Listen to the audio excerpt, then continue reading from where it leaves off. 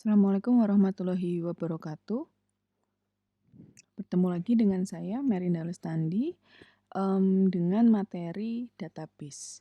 Jadi, melanjutkan materi berikutnya mengenai pendahuluan database. Sekarang kita membahas tentang perancangan database. Jadi, proses tahapan perancangan database itu ada 4 kurang lebihnya.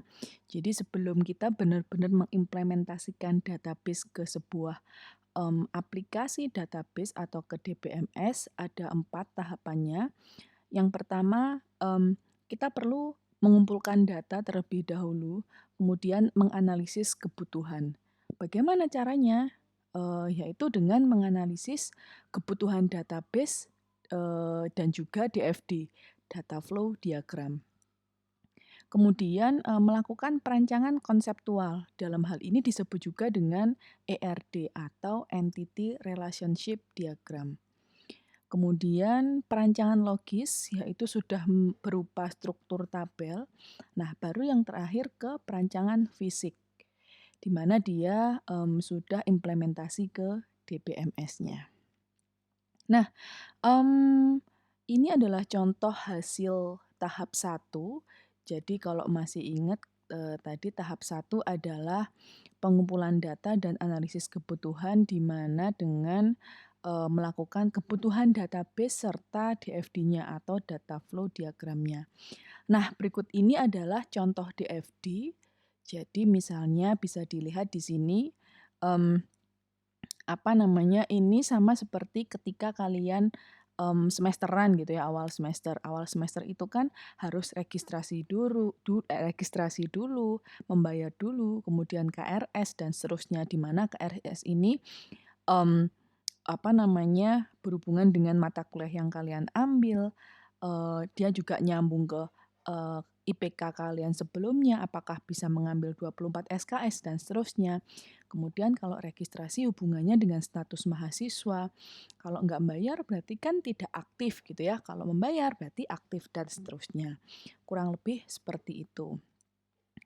Nah, yang kedua, ini adalah contoh hasil tahap kedua, yaitu ERD. Jadi kurang lebih seperti ini cara membuat ERD.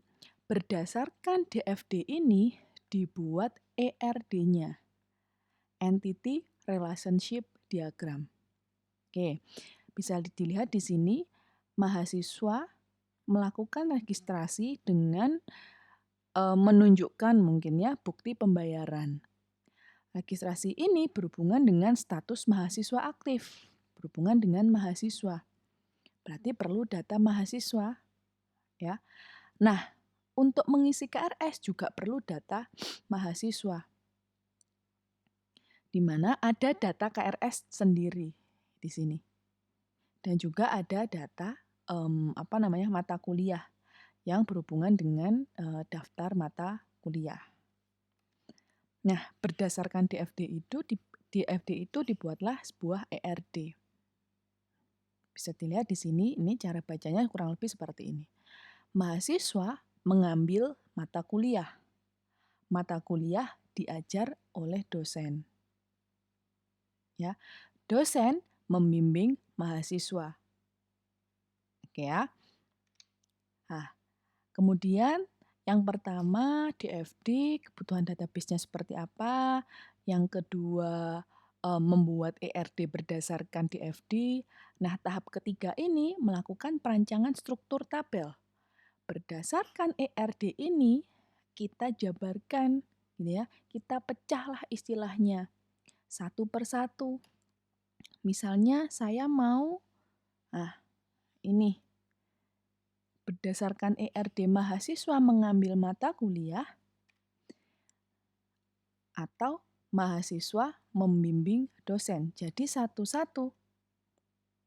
Nanti dosen mengajar mata kuliah juga tabelnya sendiri. Ya. Nah, contoh di sini yang diambil untuk merancang struktur tabel yaitu mahasiswa membimbing, dosen membimbing mahasiswa atau mahasiswa dibimbing oleh dosen. Mahasiswa ini berarti punya data apa? Gitu ya. Ada datanya NIM sama nama mahasiswa. Dosen punya data NIP dan nama dosen. Data ini atribut ya.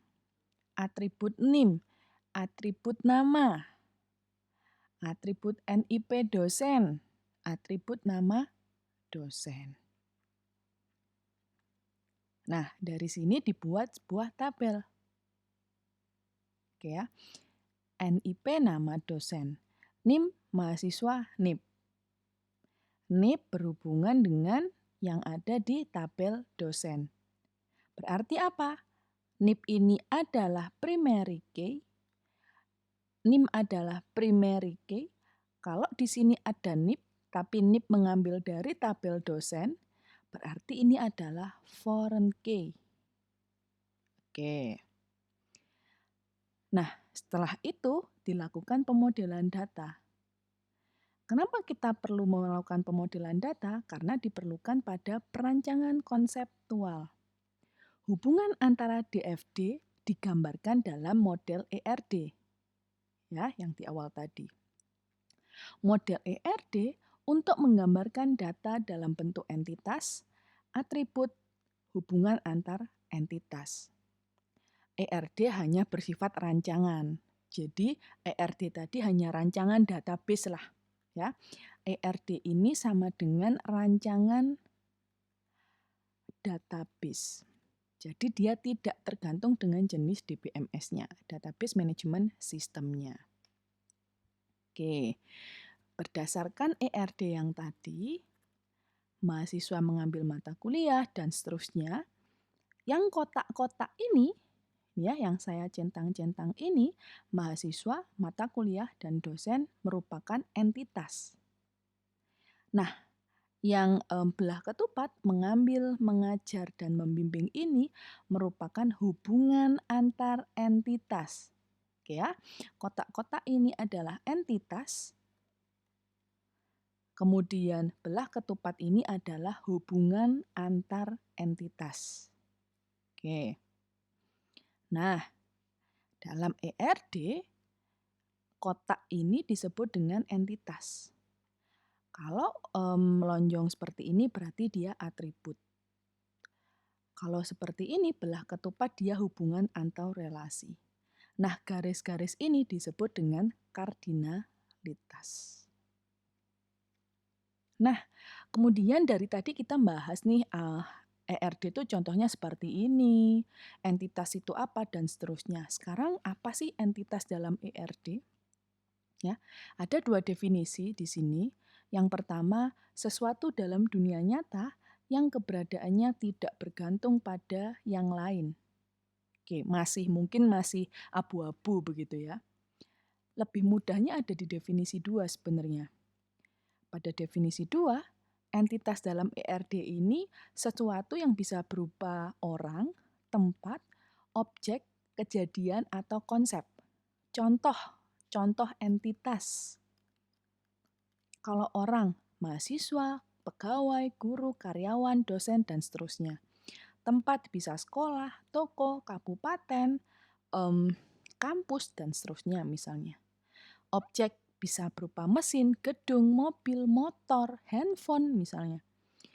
Kejadian, penjualan, registrasi, login, dan seterusnya. Konsep, kursus, rekening, kurang lebih seperti itu. Nah, kalau atribut, ya, kalau entitas, intinya entitas adalah sesuatu yang bisa berupa orang, tempat, objek, kejadian, atau konsep. Itu entitas. Kalau atribut adalah definisinya properti atau karakteristik yang melekat pada sebuah entitas. Biasanya ditulis bersambung, seperti penulisan variabel dalam pemrograman. Contohnya, entitasnya mahasiswa. Atributnya apa? Ada NIM, nama mahasiswa, alamat. Oke ya. Misalnya, entitasnya karyawan atau dosen. Berarti atributnya ada ID karyawan. nama karyawan, dan seterusnya. Ya, kurang lebih seperti itu. Nah, contoh entitas dan atribut dalam ERD. Nah, perlu diingat, tadi yang kotak ini adalah entitas. Yang lonjong-lonjong tidur ini adalah atribut. Atribut. Ya. Nah, ini adalah gambarnya. Gambar entitas dan atribut dalam sebuah ERD. Terkadang bisa ditulis seperti di bawah ini. Mahasiswa dalam kurung NIM, nama underscore mahasiswa, alamat, tanggal underscore lahir. Jadi kalau atribut nggak bisa. Misalkan nama, spasi lengkap gitu ya. Jadi harus diberi underscore gitu. Nah, selain gambar seperti ini, saya bilangnya gambar gitu ya. Kalau kotak berarti entitas, kalau lonjong yang tidur ini adalah atribut. Nah, terkadang juga ditulis seperti ini yang di blok cetak tebal ini. Mahasiswa dalam kurung NIM dan bla bla bla tutup kurung.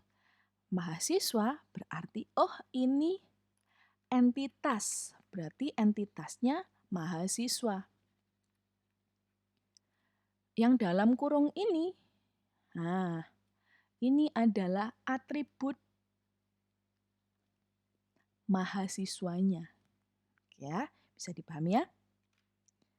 Nah, sekarang sebenarnya ini mengulang aja.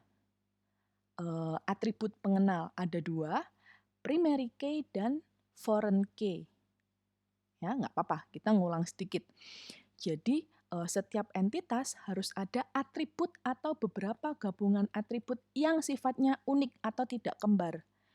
Dia disebut dengan atribut pengenal. Atribut pengenal digunakan untuk membedakan antara satu entitas dengan entitas lainnya. Contoh, atribut pengenal dalam entitas mahasiswa adalah NIM. Atribut pengenal ini disebut dengan primary key. Oke, gampangnya gini. Primary key adalah atribut yang sifatnya unik. NIM unik nggak? Unik dong, karena tidak mungkin antara NIM satu dengan NIM yang lain sama. Prodi industri nggak mungkin NIM-nya sama. Apalagi dengan elektro, dengan kedokteran misalnya tidak mungkin sama, pasti ada pembedanya. NIK, gitu ya, itu adalah primary key. ID karyawan, primary key, dan seterusnya. Jadi yang unik. Kalau nama belum tentu, karena masih sama. Setiap orang punya nama yang sama, pasti akan kok namanya sama gitu ya. Tapi kalau ID pengenal KTP misalnya, atau NIM, dan seterusnya, atau nomor SIM, lah itu baru disebut dengan primary key. Primary key adalah atribut yang sifatnya unik, tidak kembar. Oke. Contoh pemberian atribut. Ya. Misalnya diberikan suatu entitas departemen dengan atribut sebagai berikut. Ya. Entitasnya departemen, atributnya ada kode departemen dan nama departemen. Nah, kode departemen dan nama departemen ini menjadi atribut pengenal karena dia sama-sama unik. Nah, menurut kalian nih, mana nih yang dipilih sebagai atribut pengenal? Kalau hal seperti ini, sudah jelas kode departemen. Dia yang berupa primary key, yang unik. Gitu ya. Jadi kode departemen ini adalah primary key. Nah, sekarang kriterianya dalam melakukan atau pemilihan atribut pengenal. Dalam hal ini primary key. Pilih atribut pengenal yang nilainya tidak pernah berubah sepanjang waktu. Pilih atribut pengenal yang tidak bernilai 0 atau kosong. Hindari atribut pengenal yang strukturnya mengandung klasifikasi, lokasi, dan sebagainya. Misalnya, digitnya menunjukkan lokasi, jenis, dan lain-lain yang kemungkinan suatu saat bisa berubah. Gunakan atribut pewakil jika perlu, misalnya ID orang. Ya, ID orang. Oh, ini ID, berarti identitas. kode departemen. Ini bisa dijadikan primary key, tapi bukan kode, tapi ID departemen. Ya. NIM, nomor induk mahasiswa, itu boleh. Oke. Next. Nih ya, sorry. Penyajian diagram ERD dengan atribut pengenal sudah. Kalau yang kotak ini adalah entitas, yang ini adalah atribut. Oke, sebentar. Saya reset. Nah, ini bisa dilihat. Nggak bisa diklik. Oke. Bisa dilihat di sini, atribut NIM memiliki warna yang berbeda. Birunya lebih muda. Nah, kalau bisa ketika membuat ERD, jadi atribut pengenal atau yang berupa primary key harus dibedakan warnanya. Atau diberi tanda dengan underscore. Oh, berarti ini adalah primary key. Ya, jadi ada ada pembeda dengan atribut yang lain. Ya, jadi harus beda dengan atribut yang lain. Dengan menggunakan underscore misalnya kalau di sini. Oke, next. Ada atribut itu sebenarnya dibagi beberapa macam gitu ya. Yang pertama ada atribut komposit. Jadi atribut komposit ini adalah sebuah atribut yang dipecah menjadi beberapa atribut.